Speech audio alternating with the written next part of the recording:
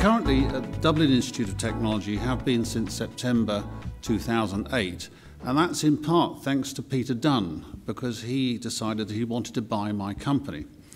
But previous to that, I had a number of academic appointments in both the old and the new universities. But I also was working in industry, setting up some SMEs, some of which have been successful, some have not, some of which I've made some money on, some I've lost some money. The management and personnel services, which David was alluding to a minute ago, is still going strong and is still part of the work I did for many years with the City and Guilds, the London Institute, where I'm currently a fellow, and still trying to promote the City and Guilds ethos. Interestingly, the City and Guild ethos relates to, as you know, through vocational education, but it also has a close connection to the university I graduated from, namely Imperial College, which, as some of you may know, pulled out of London University to go back, and I quote, to its City and Guilds roots,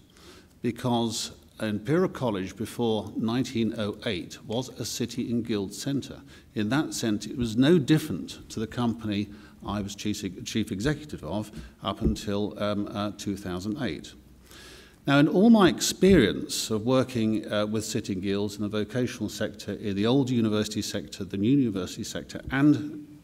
inside this country and without, I've become aware of the increasing disparity between what industry wants and what the universities are providing, and in turn what the universities want and what the schools are providing. So I feel that the whole academy project is a way of trying to change the problems which we face and going back to basics in the sense that a good chef should know how to peel the potatoes and starts off by peeling the potatoes.